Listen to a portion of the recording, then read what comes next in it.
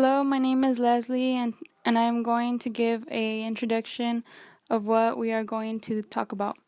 Our presentation deals with ancient Africa and the influences that pushed up to Egypt and later other parts of the world.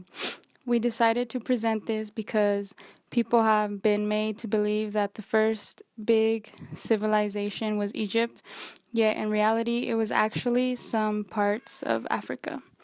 Alexander was the first European to find Africa. He changed the way people saw Africa and the African people and culture. They made it seem like the African people were light colored and had some European features. One of the big reasons why they did this was because at first the Europeans did not understand them and in some way wanted to make Egypt their own. Two of the people that we will talk about to back up our research are John Henrik Clark and Dr. Ivan van Sertima. They have a lot of evidence and extraordinary findings that people should know about and try to understand.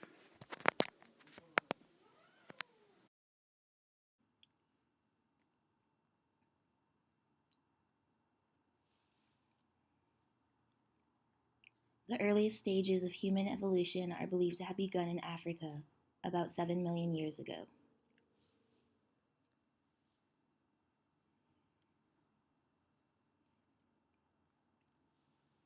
From prehistoric Africa, humans spread out to populate much of the world by 10,000 BC.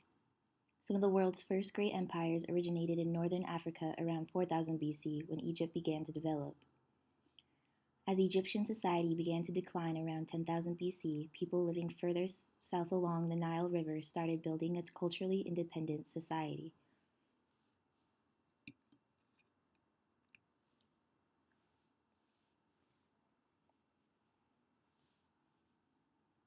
Scientists who compared the skulls and DNA of human remains from around the world say their results point to modern humans, Homo sapiens, having single origin in Africa.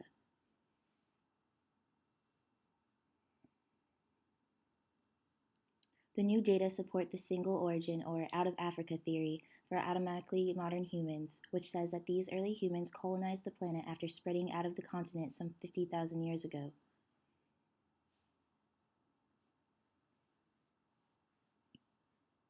Therefore, the first civilization was started in Africa. Hi, my name is Jariah Harris, and the portion of this group project today that I will be covering will be the kingdoms and culture. I went over 4 kingdoms, and I also went over the cultures that each of the kingdoms experience within themselves. The first kingdom that I went over was the Kingdom of Kush. I learned that the Kingdom of Kush was established in 1070 BC, and the Kushite emperors ruled as pharaohs, which was very important because of the monarchy that they had set up to rule.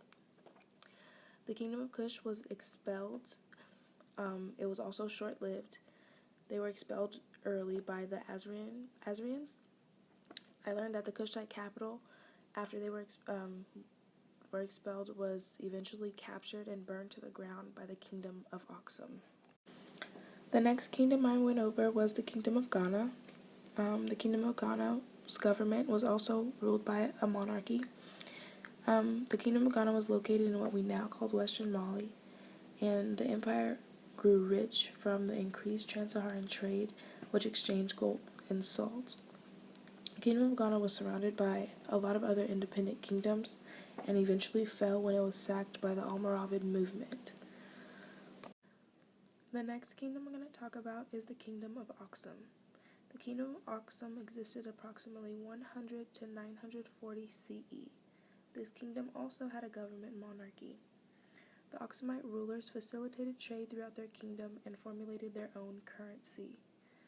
The Aksum Empire eventually adopted Christianity as their religion. This empire was a trading empire, and it remained a strong empire and a strong trade system until the official rise of Islam. Technological advancements that existed throughout ancient African history, we can see that they were a developed civilization. They had things such as 1,800 degree steel melting in Tanzania.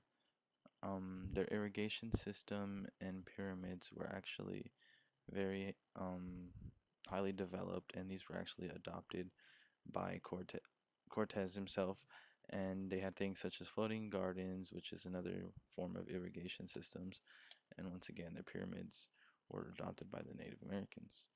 Their agriculture developments go back to 17 and 18,000 years.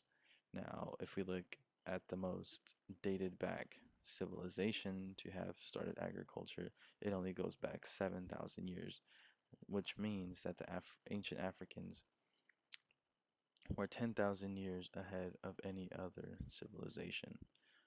And if we look at the evidence that Russians have um, gathered, then we can see that they had perfectly ground crystal lenses. These perfectly ground crystal lenses could have been used for glasses, telescopes, binoculars, any other tool of that sort, even magnifying glasses. They also had the ability to voyage long distances. There's evidence demonstrating that they were able to bring elephants all the way to China. If we look at the mathematical system of ancient Africans, we can see that they were advanced. Dr. Ivan van Sertima points out that their number system goes back 8,000 years, and if we take a look at the maps they constructed as well, they were precise illustrations of the Americas and oceanic currents. Another advancement is the African hair texture in sculptures of ancient Mexico. The reason this is important is because these sculptures were adopted by the Mexicans and they are a clear indication that Africans were so developed that ideas were borrowed from them. Overall, the purpose of Dr. Ivan van Sertima presenting all these pieces of information and the technological advances of ancient Africa is to prove that they were actually a developed civilization as compared to contrary belief that they were not. So, in my part of this section, I'll be talking about the misconception of ancient Egypt. So, the whole idea of this is that basically what ended up happening was that over time, from when slavery began to now that it's illegal here in the United States, but it's still affecting many African Americans, is that they lost a sense of culture. Now, the reason why people don't recognize ancient Egypt as part of Africa is because if they were to acknowledge that, yes, indeed, Egypt was the first civilization ever in the world and the birthplace was Egypt, they're going to feel a sense of nationality and pride, which at the time was the least thing slave owners wanted to have. Because if they had that, then the Africans would have a sense of culture, which would have made it way more difficult for them to control them and keep them in check, honestly, which is really one of the biggest reasons why historians now really deny that Egypt was part of Africa, which would have totally contradicted everything they used as an excuse to enslave them by saying they were uncivilized and so forth. But then at the end, it's like, yes, the birthplace of civilization was in Egypt, which is really all but ironic. Now that I've gone over that, I want to talk about ancient Egypt itself and its history. The first recorded dynasty of ancient Egypt was between 3100 and 2686 BC.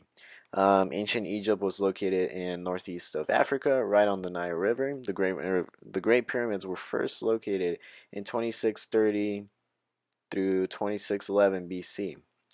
Now, I want to talk about the first country that actually conquered Egypt, which was not Greek or the Romans. The first country to actually conquer Egypt were the Kush. The Kush was an African civilization just a little south of them, and eventually over time they came and conquered them. Now, I want to talk about the irony in this. So, right after the Egyptians were able to break away from the Kush kingdom, they went into a golden age. Now, a lot of evidence that really reinforces the idea that the only reason why the Egyptians were able to accomplish what they did, which were the pyramids, which they were only able to build after they broke away from the kingdom, the advancements in technology, medicine, mathematics, architecture, all of that was thanks to the Kush kingdom, which was the knowledge that they were all given him. So, now I want to go over what impact this really had on them and basically contradicting any credit that they say that the Romans gave him or the Greeks gave him. No, it was the Kush kingdom. Now, the last thing I want to point out is just the images that I presented here. Now, first you see on the left, it's a black pharaoh, not white, not brown colored, but a black pharaoh, which only furthers the idea that there was an African presence in ancient Egypt before the Romans or the Greeks came in. And also, you could see on the right that the hieroglyphics were indeed different colors. It wasn't just one, it was multiple colors. Now, through the evidence I presented today, I really want to enforce the idea or just contradict the misconception that Egypt is not part of Africa, because from the information we could clearly see that Egypt has had a long history, and its history first began with African influence, not Greek influence or Roman influence, but African influence. Its architecture, its medicine, its knowledge, all was influenced by African kingdoms long before the Romans or the Greeks came in, which is what I want to talk or cover in this part of the section.